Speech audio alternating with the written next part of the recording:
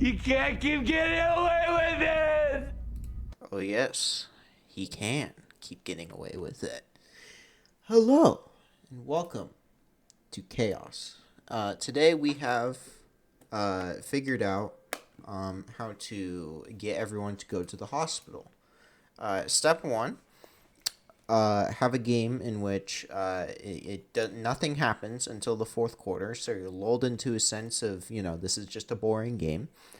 And then step two is have everyone just do shit in the fourth quarter. Step three, whatever the main hospital in Chicago is making profit. and Minnesota too, but they don't make much money there. They also are not. Anyway, hello, welcome to another game in which the Bears somehow come out with it. 7-3. Yeah, I think that was gonna happen. No, especially not after starting, 0-2. Winning 7 of the last 8. That's pretty good, even when our wide receivers keep dropping the damn ball. But there's just another day, another close win, another day in which the Vikings can't figure out how to play football. Well, I guess their defense kind of knows how to play football. Their quarterback, though, on the other hand, seems like he's very defective until it gets to the fourth quarter against the Bears. Then that's when he finally shows up. So this time around, no winning in the fourth quarter shenanigans for you, Mr. J.J. McCarthy, or 9, or whoever the fuck you want to call yourself, because, yeah.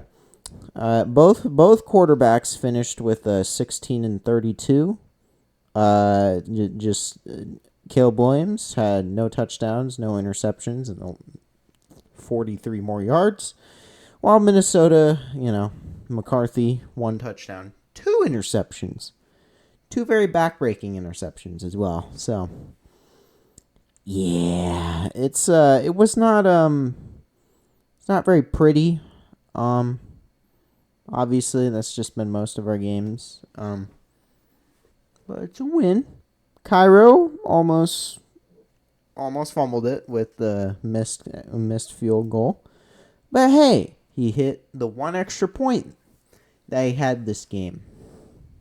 Seems like everyone else has forgotten how to kick extra points, especially the Packers and the 49ers.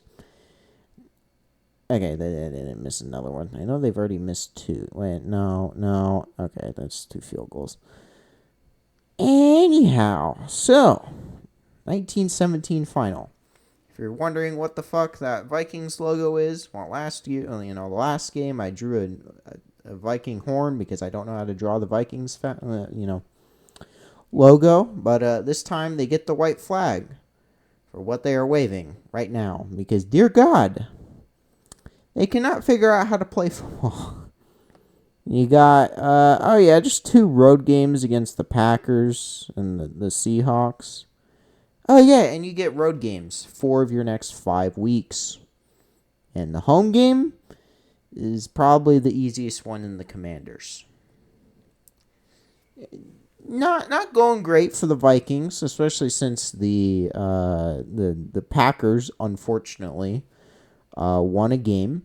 So they are even further behind everybody else. Now they're 2.5 games back of the Packers. We'll see how far back they are from the Lions on Sunday Night Football. But, it could be worse. It could be the Falcons. They gave up a game-winning field goal in overtime. So, could also be the Giants. Actually, the Giants are okay. Titans? I don't know. At least their defense is solid. But, Monangai, he was effective until they figured out how to stuff him because he had 3 or 4 negative rushing plays. He finished 12 attempts, 23 yards, which doesn't really represent his day. He did a little bit better than 1.9 yards per carry, but Swift had a decent day. He figured out how to break tackles. I don't know if that's sustainable, but he did that a couple of times. So, hallelujah. Caleb Williams had a decently effective rushing game. And finally, our tight ends were used to catch the football. Finally. All three of them even. Smythe even got one catch for whatever reason. But finally, we used those people. Still didn't use Burden that much, but whatever. And the thing is that those tight ends don't drop the ball as much as the goddamn wide receivers. Moore, Odunze, stop it. Stop dropping the ball, damn it. This is the second week in a row now. Better be glad that even when J.J. McCarthy was accurate on his throws, fucking Addison and Naylor kept dropping. No, not Naylor, but Addison kept fucking dropping the ball. Maybe even a little sprinkle in of Aaron Jones and Adam Thielen dropping the damn ball.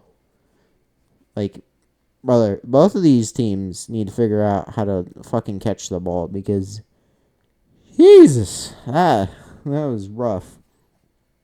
But, it's typical Bears-Vikings. Neither team knows how to fucking do anything on offense. Yeah. That's pretty much just this theme of this stupid matchup. But it's a divisional win. A divisional win in only 3 tries. Only 3 tries. And the thing is that we still haven't even faced the Packers yet. We still got 3 more. I don't know why they decided to put the Packers games. 2 of the final 5 weeks. Very strange. I don't understand scheduling one bit, but hey, whatever. But this next game will be the final of the 12 o'clock gauntlet, which I kind of liked. You love, just it would waste no time getting to the game anyway. Special teams. Yeah, it's special teams. So, okay. Besides the one kick return at the end of the game, in which, is basically just Duvernay deciding that he just wants to go on the other side instead of running through it for the 10,000th time. And, oh my goodness, it worked! Amazing! I know, shocking. Going the other way, it works because they're all going to that side. Wow. I know. And besides that one, the amount of punt return yards and kick return yards given up, like, bruh. Hightower. Pretty sure that's the special teams. Yeah, right? Hightower. Yeah, like, Hightower, man. Hightower, you for the love of God, you were the only guy that was kept from, the trash of coordinators before Ben Johnson. But come on, dude. You have to figure out something better, man. Figure out something better in the fucking punt return and kick return game, or else we're just gonna get nowhere. That one kick return should not be saving him for the end of the season. All right, I think even if we make a far longer playoff, even if we make the playoffs, like, fuck, that dude just needs to get out. But whatever, a win is a win. We got the Steelers next, and I did see that Aaron Rodgers got injured. Oh my god. Anyway. Oh, wait, no. Never mind. Okay, that's fine. We take it. You got the Steelers, and, Rodgers' hand injury, but it's a left hand, so I think he'll be fine. I presume he'll be anyway. I presume that he'll be just fine. But yeah, we'll see how next week goes. We finally play a somewhat real opponent, whether it even is, Aaron Rodgers or Mason Rudolph. I mean, Rudolph actually put up better stats than Rodgers. So like, Rudolph the Red-Nosed Reindeer, he's always pretty clutch come, November, December. That's how they got, and he started all last year. and got him to fucking above 500, But yeah, 7-3. That's the thing that matters. We'll see how the Lions play tonight against the Eagles. I do think the Eagles will probably win, but they probably don't want to fall behind in the division, even if it is a Bears team that is more likely than not fraudulent. But can't deny they've at minimum the floor is 7 wins. And that is better than previous years. Good God. Yeah, that'll do it. And I'll see you guys next week? Yeah, let's go with next week. Goodbye.